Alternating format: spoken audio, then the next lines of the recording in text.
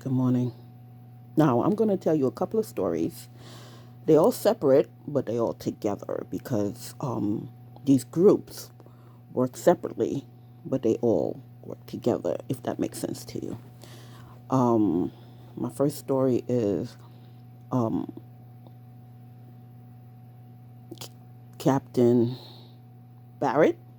She used to come to my house to check on me while being sick. Meanwhile, they kept sending me out sick. I wasn't sick. They were just sending me out sick because they was preparing to say I'm sick, so they have to, retire me or whatever the case may be. So every time I go in, they would send me down to HMD. HMD would put me out sick. I would stay home for a couple of months, then get back into jails. Then the same thing. Lester with one time she rolled up on me. I was going through the main gate, and her and five friends came to me, said she wants my badge, and this, oh, I'm putting you out sick. Go to the clinic. So this is what they was doing, and the doctor told me. So anyway, I was coming home from work one day, and this guy was in the hallway, and he said, "Oh, is that convertible yours downstairs? Blah blah blah blah blah. I'm getting ready to do something in the garage. Can you move it? Whatever." And we was bantering back and forth, and then we started joking around or whatever. So he started talking to me, and we stood right there and started talking, and then he asked me for my number, so I said okay, and but I make it a rule not to speak to anybody on my block. That's my rule. You don't need to know nothing about me personally. So I didn't date people on my block, but the Trini guy, what's his name? Somebody finally told me his name. I know this guy for like 20, 30 years, and I didn't know his name. Somebody finally, Anderson Baptiste. I call him Andy, or I call him Trini. The Trini guy who started dating Captain Franklin. So he screws everybody on the block, but he screws everybody on the block and then talks about them. So, he just want to know that he screwed all the women on the block. He didn't screw me. So when I started dating this guy, he was from Trinidad, he was Indian. When I started dating this guy, he came to me one day and he said, "Oh," Andy came up to him and told him, "Oh, you can't date her unless me and my guys go through her." So I said, "Oh, I didn't know I was property of somebody on this block." So I went to him. I said, "Oh, did you say so and so?" "Oh no, not me, Rhonda. I'll be here just minding my business. I don't know what he talking about, blah, blah, blah, blah, blah." I said, "All right, because I'm going to confront you. You know, claiming to own me, but he did date a lot of women on the block, and then he would talk about them. Or he would, try to coax them into doing his drug dealing or whatever the case may be. Ergo, Captain Franklin." So, me and the guy started. So me and the guy started dating, um, I'm trying to remember his name because usually I just when me and the guy started dating, he's he told me, he said, "I don't know who you are, but ever since I started dating you, everybody's all in my face." He said, "I've been working on this blog for 2 years." He said he tried to talk to, I think, two young ladies. They wouldn't pay him no mind. Like I said, I don't notice people on my block to talk to them. I mean, I noticed them, but as an officer, you notice. But you mind your business and you go to your house, and that's it. So he came to me. He said, "Now all of a sudden, everybody's in his face." So I'm gonna say a young lady's name only because if you're from DOC, I need you to check on this young lady because she was my neighbor. Before I tell you her name, she was on drugs. You can check that with the city, and you can check that with her mom because the city took away her son because she was on drugs. She couldn't get off of drugs, and plus she was a prostitute. Not my saying. The super told me, and some of the guys told me that she was a prostitute. Mind you, I didn't know any of that, and she was my neighbor. So all of a sudden, he came to me and he said, oh, the super asked him if he can hang out with Chantel. Her first name is Chantel. If he can hang out with Chantel because Chantel keep asking him to take her to New Jersey and blah blah blah. Wants him to do this and wants him to do that. Whatever. Me, he smoked. I didn't smoke. I said do whatever, cause I'm not a jealous type. Cause if a man's gonna cheat, he's gonna cheat. So fine. So he started hanging out with the boys over there because, like I said, she smoked weed and she smoked crack. So, but he wasn't smoking crack; he was smoking weed. But because every morning I would, when I'm going to work, I would smell this pungent thing. I said, I know it's not weed, because working in the jails, you would get to find out, what weed smells like, and being from the hood, you know what weed smells like. It was something different. But I mind my business. I just used to go to work. When I, smell that, I'm opening and closing my door, going in and out my house, I would smell it. And so anyway, long story short, she started coming after my boyfriend, right? Because what they do is, if you're not going to distribute their drugs, deliver their drugs, or what have you, and now they're starting to try to take away your relationships. So if they see you talking to a guy, if you're a girl, they send somebody after that guy. And and then they'll send a girl after that guy. And that was Chantel. And if you're guy, they would send somebody after that girl, because this is their tactics. They want you lonely and afraid. They don't want you to have no relationship, because when you have a relationship, you move on with your life. You forget about these people. You have something else to think about. You understand? They don't want you They don't want you happy and content. They want you miserable. You understand? Or they try to turn you out to become a lesbian, because it's a game on the island with these lesbian chicks. You understand how many women they can turn out? It's a game. So, like I said from my previous thing, I was approached by an officer. Well, two. I only reported one, but I was approached by an officer, and I told her no, and she couldn't take no for an answer. That was Officer Nakia Gales. So Chantel now went after my boyfriend. Now, I bought a new car. I bought a Mercedes convertible. So everything I had, she was trying to get. So he had a parking spot. He said, okay, when I'm not in the building, you can have the parking spot. One day the super came on my door, knocked on my door and said, oh, you have to move your car. I said, why I have to move my car? He said, oh, because Chantel helps me out, and I'm going to give her the parking spot. I told her, no, I got to talk. I told him, no. I said, I got to talk to my boyfriend. And he told me, he said, oh, they switched the buildings. He's no longer in that building no more, so the spot is no longer his. So I said, okay, I gave up the spot. Fine. Then, I seen that she was going after him.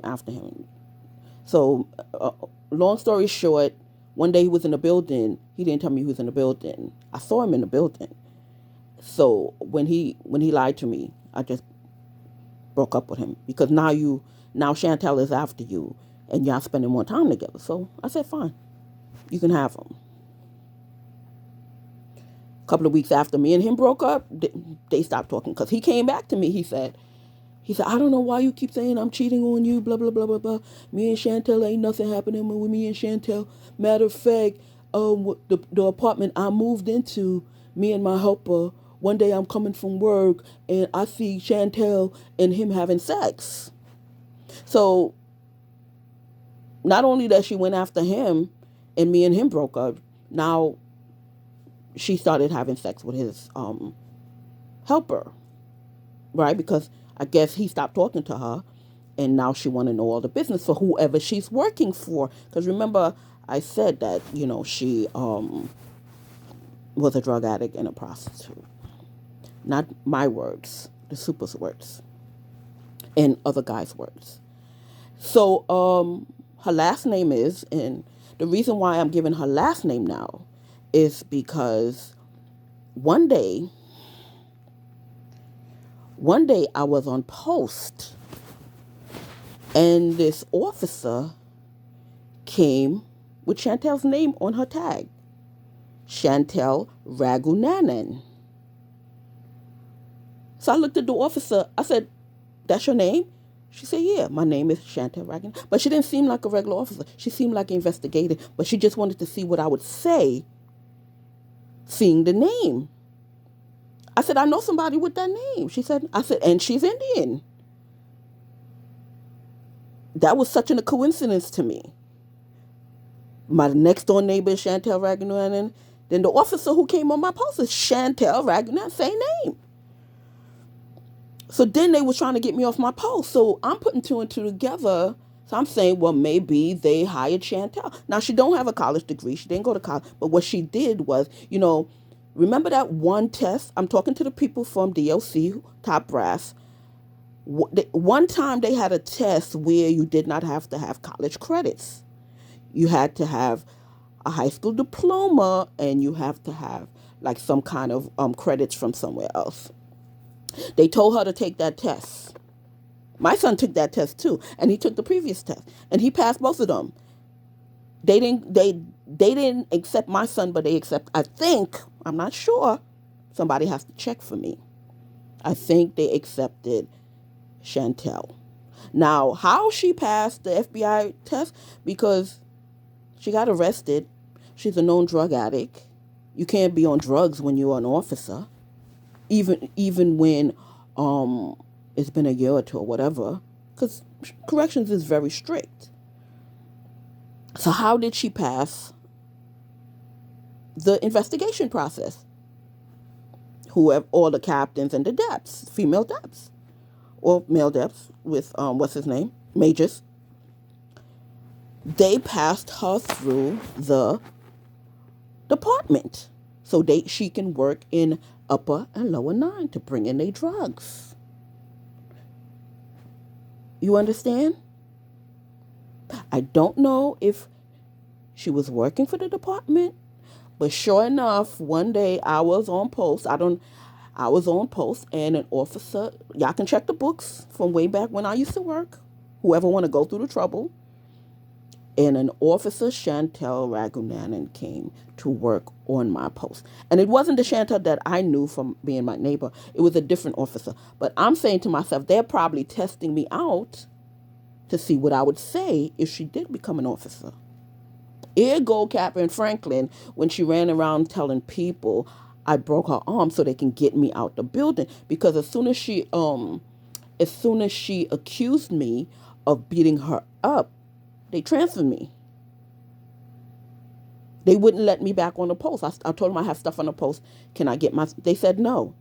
After that day, they did not let me back on that post. So I'm saying somebody that I know had to be on my post. So if anybody can check if Chantel Ragunanan, Ragunanan,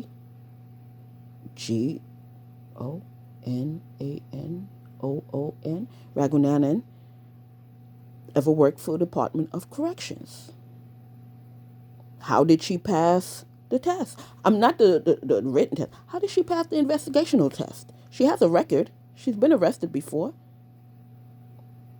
Or did they get her, or when they found out about her in DOC, they transferred her to a different New York City department because somebody else I know that knows her said that she worked for, I forgot what city agency. I think Transit or something. So maybe she got kicked out of DOC and she started working for another department because she was watching me for Barrett and Johnson and all of them. Kirk. That was my boyfriend's name, Kirk. Forget his last name. I forgot his last name. He was Indian, very tall, and he told me that five Department of Correction officers surrounded him and was asking him questions about me and wanted him to do stuff for him to find out things about me. Because, like I said, when you're not dirty, they try to dirty you up or try to find stuff. So they try to put in listening devices. They track your phone. They do everything because now they don't want you in the department because you're not cooperating. So they're in the investigation department. So they can always write some bullshit about, oh, I'm investigating her because I have a feeling she's doing this and I have a feeling because that's why they put people in these certain positions. And Captain Lester was a snake in part of their organization. And she recruited the other captains. So I don't know who the five women of the five officers were that approached him. Because even if I asked him, he wouldn't know. Because I'm sure they probably had their jackets on with no name or whatever. You understand? But all he can see is Department of Corrections through their jackets because they came in uniform. So that means you conducting business. So it should be some kind of record. If they was investigating me for whatever, it should be some kind of record. So maybe a top white shirt can find out and dig in, or maybe the union can find out. What's going on, because these people want you now. They want you out. You either in or out. And if they can't get you in, they would get you out, and then they would follow you throughout your life to make you miserable. Second, I started dating this guy, and me and him stopped talking. Somebody else who I knew started to talk to him.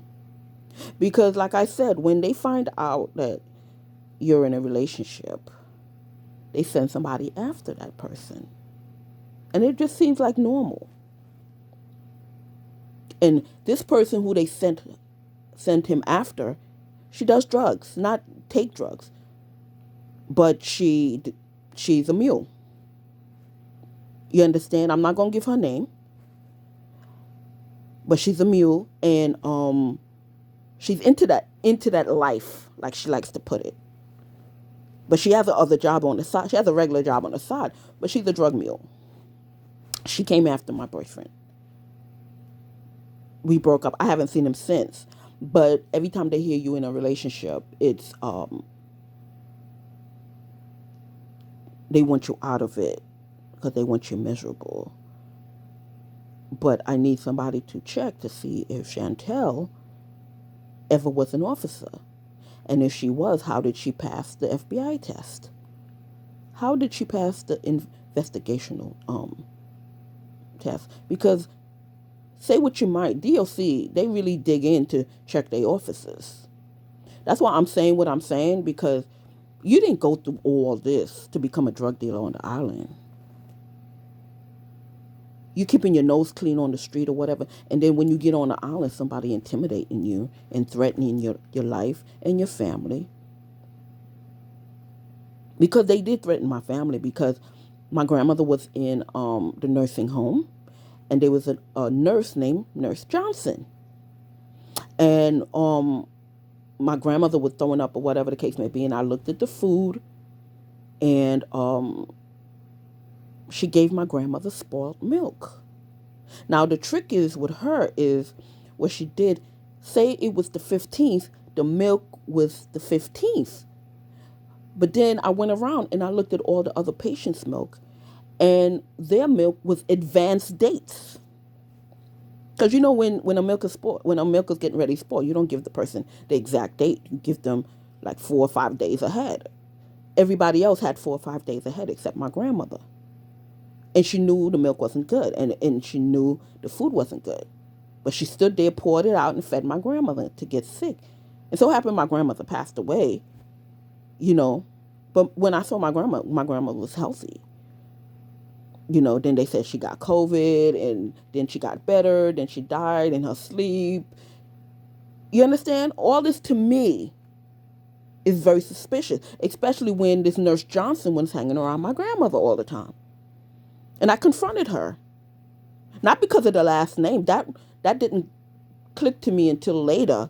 Because every time she was around, something was going wrong with my grandmother. She felt, now my grandmother, when I'm there, she couldn't move. Her legs was twisted. When she went in, her legs wasn't twisted. She could not move. Then they called my mother and told my mother she fell off the bed. How did she fell off the bed and she don't move? The most my grandmother moved was her hand to get her food and put her food in her mouth. She didn't move from side to side or she couldn't get off the bed by herself. She couldn't even move to twist her body. How did she fall?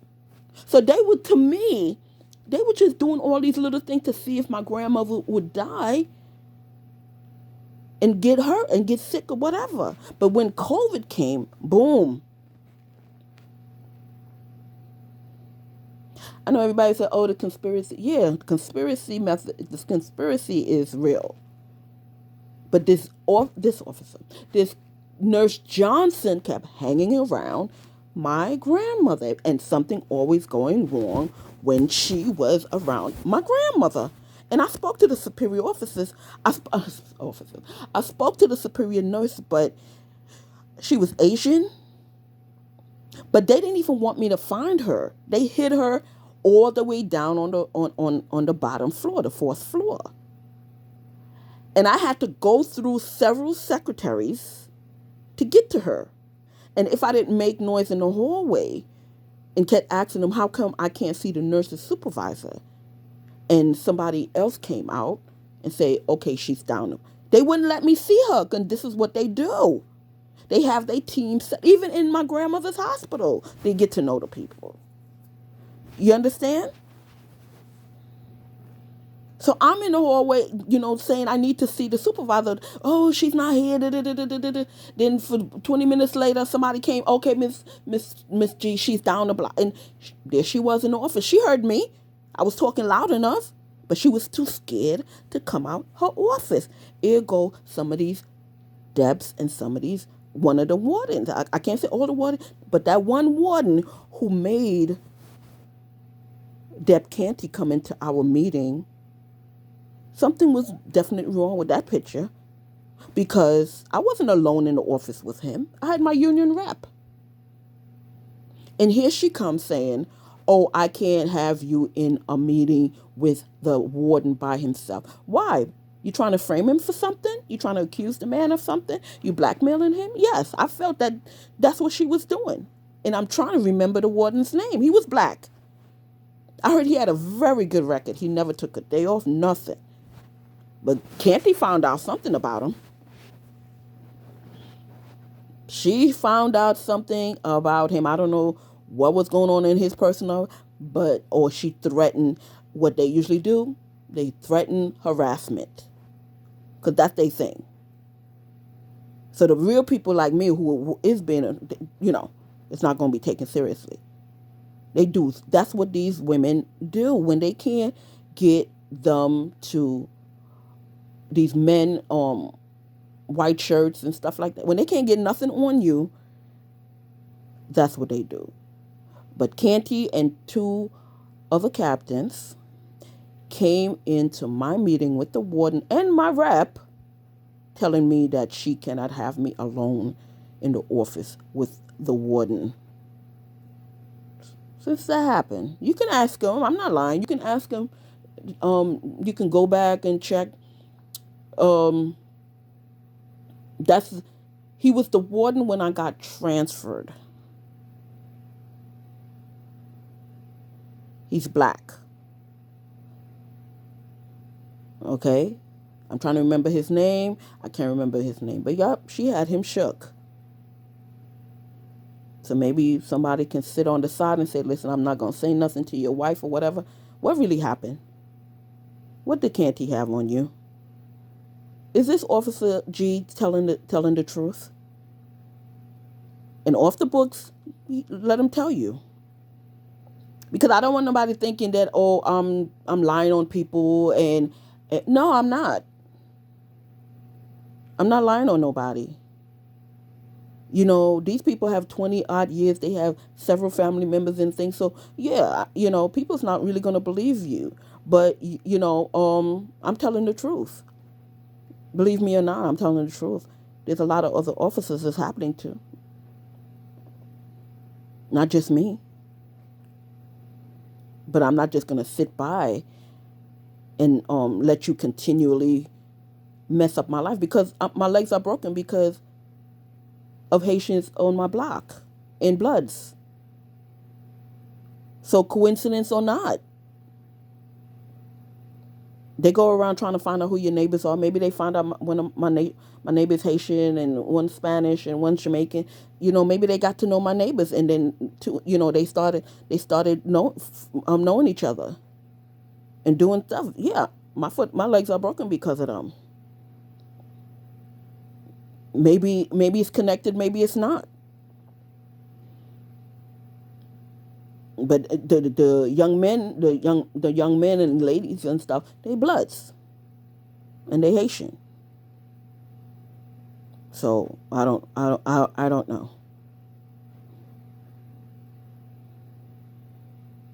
Connected, not connected. It's just a coincidence to me. So, you know, I just want you to know it's going to be a long ride. It's not easy. And 7 years later, I'm still going through it. But I'm not owned by anybody. Nobody can call me and say, "Oh, I need you to go to Mexico," or "I need you to go to Puerto Rico." They can't do that to me. They trying to risk my life and my freedom. Yeah, because they have people in the DA office. I've been through it with them. It's not an easy road. It's not. I'm not lying to you. I'm just telling you my story, because I know that I'm not the only one that went through it or is going through it. I know I'm not. They would frame you for everything because PD's on the take. I can't call them. I called PD, um who thing my area, like I said, because I got robbed in my house. Somebody broke into my house. But it wasn't just anybody. It probably was PD breaking in my house, because they wanted to know what's going on in here. Because somebody in investigation in corrections probably said, "Oh, we're doing an investigation on Officer G. Can you help us?" Blah blah blah. And they come in here and they install cameras and listen. I know all this sounds crazy with installing cameras and listening devices, but yeah, because I'm in my house, maybe on the phone, and they know everything I'm talking about. Because before I'm doing one thing, they find out. They find out where you going, what you just feel like some. How they know what I'm doing? 7 years later, but nobody owns me. Nobody can call me and tell me to go pick up their drugs for them and deliver their drugs for them. I don't need no money that bad. That was never my thing. But I minded my business living in the hood. You see and you don't see. But they made it my business, because just because I don't do what you do, you mad? I don't say nothing to you. You do you. Hey, if drug dealing is what you do, shit. Do you. It's none of my business. I'm just on the officer side. I'm off work now. I'm not an officer on the street. I'm an officer in the jails. It's none of my business what you do. Because anywhere you move, you're gonna find people who do illicit stuff. So what, you gonna arrest everybody? No, you learn to mind your business. And that's what I did. But they get mad because you're not in the drug game like them, and they can't recruit you, or they think you better than them. No, I don't think I'm better than nobody. It's just I chose the law side. You chose the other side. When it becomes my business is when you try to intimidate me, you try to get in my business, you try to do stuff. That's when it becomes my business. That's when I start eating cheese. You know what I mean by that? You're not going to try to ruin my life. You're not going to try to make my life miserable. And I'm going to sit down there and watch you making your money and watch you doing this and you laughing about how awful my life is. I'm not going to sit there. I'm starting to call people. And I'm not calling PD neither. I'm calling the FBI and I'm calling the D fucking EA. You hear me? The DEA on your ass. So don't think I'm sitting here, oh, let her call PD. My friend worked for PD. Yeah, I know that. I know your friend worked for PD. That's why I'm not calling PD. I tried that. And FBI tell me to call her. I'm not calling PD. Because they manning the phones. I'm calling the DEA on you.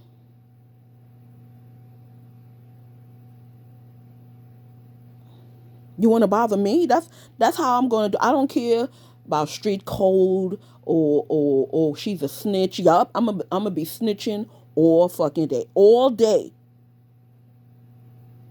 You want to come in my life, make my life miserable, and I'm supposed to have I don't have nobody to call and say, oh, that guy's bothering me, beat him up. I don't have nobody to call. So I just call who I'm supposed to call, the DEA and the FBI. Yup, this guy on my block selling crack, selling weed, blah blah blah blah blah. But his the person he gets this from is this so and so and so and so. Yeah, I'ma do all that. I don't care what y'all call me. I'ma do all that. Get out my life, and then I'ma stop. I'ma mind my business. But since you're making me your business, I'ma make you my business. I'ma tell about all your bullshit. Because you want me to mind my business, plus you want me to stay there and you make my life miserable. You want to torture my man every time you see me with a goddamn guy. You want to go after him and send your hoes after him. Or you want to meet him on the street and want to threaten him. And oh, if you see her and you can't date her, don't come back on this block. Blah. You do that, I'm going to find out. And anyway, and he don't have to, I'm going to find out. And I'm going to dig in on you. And I'm going to have you set up. I'm going to call the fucking DEA. Yeah, I'm going to do that. I'm going to lie on you. The truth is going to set me free. I'm not going to, he's doing, no. I'm going to call the people who's going to check into your bullshit. Because why you don't want my man come see me? What is it on you that I got a man coming to see me? Why is it your business?